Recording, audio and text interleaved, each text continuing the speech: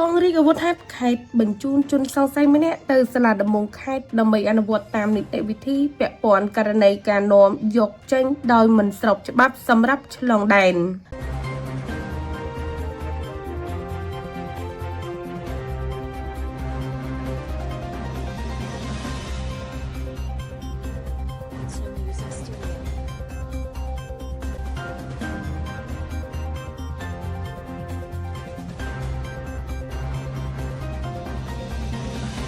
ในថ្ងៃទី22ខែមេសាឆ្នាំ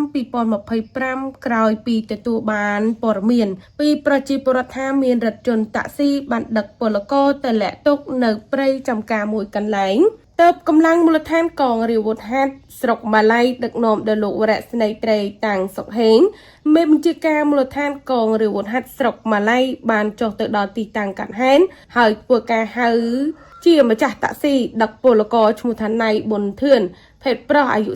37ឆ្នាំមានទីកន្លែងកំណើតភូមិចំណាមកំពែងឃុំចំណាមស្រុកតាកែវអាស័យដ្ឋានបច្ចុប្បន្នរស់នៅក្នុងភូមិជាធាលឃុំសេរីមានជ័យស្រុកសំពៅលូនខេត្តបាត់ដំបងរួមទាំងរថយន្តម៉ាកស៊ីណាពណ៌សដែលពាក់ស្លាកលេខភ្នំពេញ 2AT 8571រួមនឹងពលករចំនួន13នាក់មកសួរនាំនៅមូលដ្ឋានកងរាជអាវុធហត្ថស្រុកតែម្ដង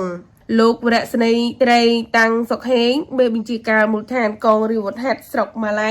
បានឲ្យដឹងថាពលករចំនួន13នាក់ក្រោយសមត្ថកិច្ចសួរនាំរួចទើបដឹងថាពួកគេមានបំណងចេញ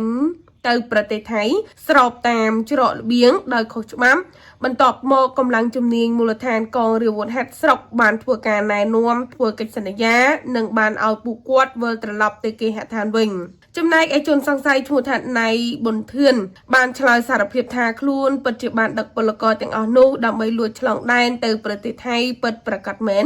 ហើយខ្លួនក៏ធ្លាប់បានដឹកពលករចំនួន2លើករួចមកហើយដែរហើយលើកទី3នេះក៏ត្រូវបានសមត្ថកិច្ចឃាត់ខ្លួនតែម្ដងដោយផ្អែកលើចម្លើយសារភាពនិងមានវត្ថុតាំងជាក់ស្ដែងកម្លាំងមូលដ្ឋានកងរាជអាវុធហត្ថស្រុកក៏សារសំរឿងបញ្ជូនមកកាន់បញ្ជាការដ្ឋានកងរាជអាវុធហត្ថខេត្តចាត់ការតាមនីតិវិធីលោកវរៈស្នេហ៍តូព្រំថេងប្រធានមន្ត្រីស្រាវជ្រាវនិងបង្ក្រាបបទល្មើសក៏បានឲ្យដឹងថាការបង្ក្រាបករណីខាងលើនេះក៏ទទួលបានការអនុវត្តពីលោកឧត្តមស្នេហ៍ត្រីបនបិនមេបញ្ជាការកងរាជអាវុធហត្ថខេត្តបន្ទីមានជ័យនឹងមានការសម្របសម្រួលនីតិវិធីពីឯកឧត្តមកើតវណ្ណរ៉េតប្រាជ្ញាអមសាលាដំបងខេត្តផងដែរបច្ចុប្បន្នជនសង្ស័យត្រូវបានកម្លាំងការិយាល័យព្រមត្តនកងរាជអាវុធហត្ថខេត្តបន្ទីមានជ័យបញ្ជូនទៅសាលាដំបងខេត្តហើយនៅព្រឹកថ្ងៃប្រហ័សទី24ខែមេសាឆ្នាំ